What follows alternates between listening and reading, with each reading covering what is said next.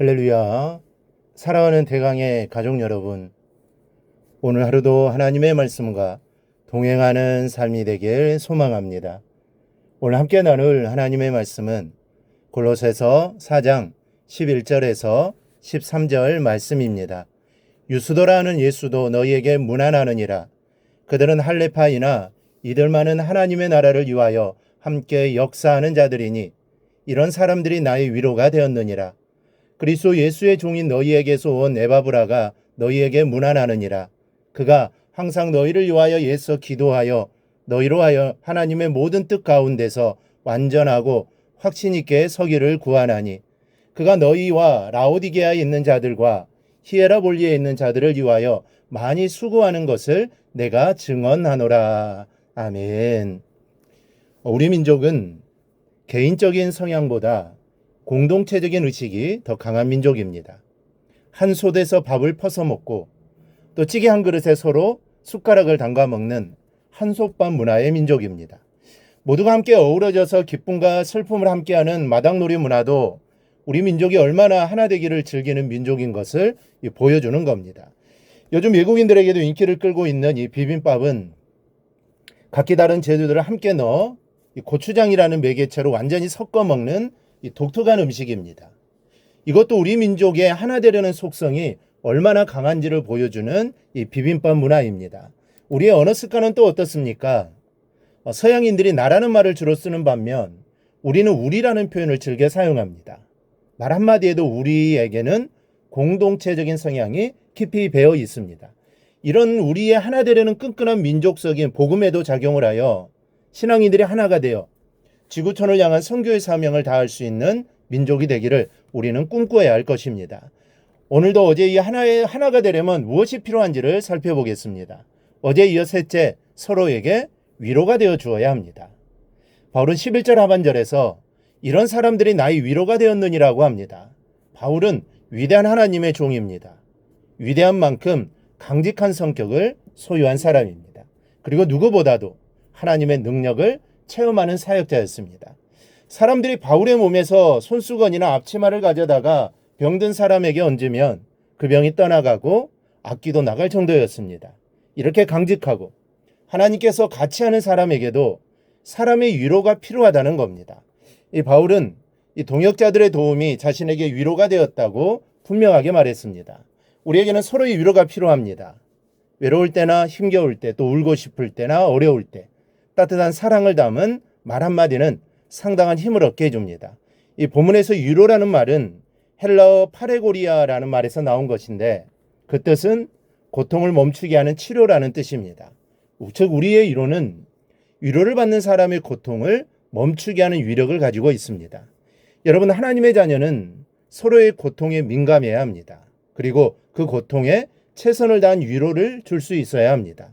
그 위로가 서로를 단단한 하나로 엮어주기 때문입니다. 그리고 주님의 일을 하며 힘을 주어 감당토록 하게 합니다. 그러니 서로가 서로에게 위로를 주고 힘을 주는 성도들이 되시기를 바랍니다. 그래야 서로 협력하여 하나님의 뜻을 이루어 나가기를 축복합니다. 넷째는 기도의 품앗이가 있어야 합니다. 12절에 등장하는 에바브라는 이 편지의 대상인 골로새 사람입니다. 그는 중보기도의 은사가 있었던 사람으로 로마에 와 있었습니다. 12절 이렇게 기록합니다. 그리스도 예수의 종인 너희에게서 온 에바브라가 너희에게 문안하느니라. 그가 항상 너희를 위하여 애써 기도하여 너희로 하나님의 모든 뜻 가운데서 완전하고 확신 있게 서기를 구하나니. 우리는 서로를 위한 기도가 필요합니다. 혼자 하는 기도도 힘이 되지만 기도로 힘을 모아주는 것은 더 큰 힘이 됩니다. 이것이 기도의 품앗이입니다. 이 품앗이는 농번기에 가장 바쁠 때 서로의 머슴이 되어주는 것입니다. 그러면 혼자 일하는 것보다 훨씬 더 능률적인 힘을 발휘할 수 있습니다. 기도도 그렇습니다. 서로 힘을 합하여 기도하면 하나님의 응답의 역사가 더욱 가깝습니다. 예수님께서는 제자들에게 기도를 교훈하시면서 이렇게 말씀하셨습니다. 진실로 다시 너희에게 이르노니 너희 중에 두 사람이 땅에 삽심하여 무엇이든지 구하면 하늘에 계신 내 아버지께서 그들을 위하여 이루게 하시리라. 두세 사람이 내 이름으로 모인 곳에는 나도 그들 중에 있느니라. 두세 사람이 합심하여 기도하면 이루어 주신다는 겁니다. 바로 이것이 중보기도의 능력입니다. 그런데 에바브라가 골로새 교회를 위하여 애써 기도한다고 하였습니다. 중보기도는 예를 써서 기도하는 것입니다. 예를 쓴다는 것은 마음을 다한다는 말입니다. 마음을 다 쏟는 예 끊는 기도를 하나님은 어김없이 다 듣고 응답해 주십니다. 또 본문은 에바브라가 골로새 성도들을 위해서 하나님의 모든 뜻 가운데서 완전하고 확신 있게 서기를 구한다고 했습니다. 중보기도는 그 대상이 완전하게 서는 것을 기도의 목표로 합니다. 다른 어떤 신앙적 행위보다도 하나님의 백성이 된 사람들은 완전하고 견고한 사람으로 성숙시켜가는 일도 못지않게 중요한 것입니다. 성숙하지 않는 신앙의 두드러진 특징은 변덕이 심하다는 겁니다. 잘하다가도 삐끗하면 쉽게 돌아서 버립니다. 쉽게 은혜 받고 또 쉽게 포기하고 쉽게 낙심하고 쉽게 식어버립니다. 이렇게 되면 하나가 되는 일에 어려움이 많습니다. 그렇기 때문에 하나가 되어서 하나님의 나라에 이유하는 일을 하려면 우선 서로의 신앙이 성숙해져야 하고 이를 위해 중보기도가 필요합니다.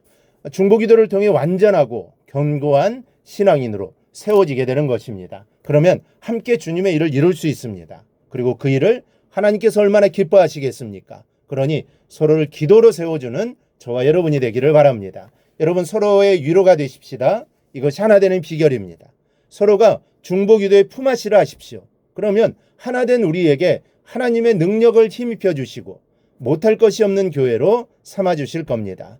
주 안에서 하나 되기를 주님의 이름으로 간절히 축원합니다. 오늘 묵상한 말씀을 굳게 잡고 삶으로 실천하며 살아내는 대강의 모든 성도들이 되기를 축복합니다.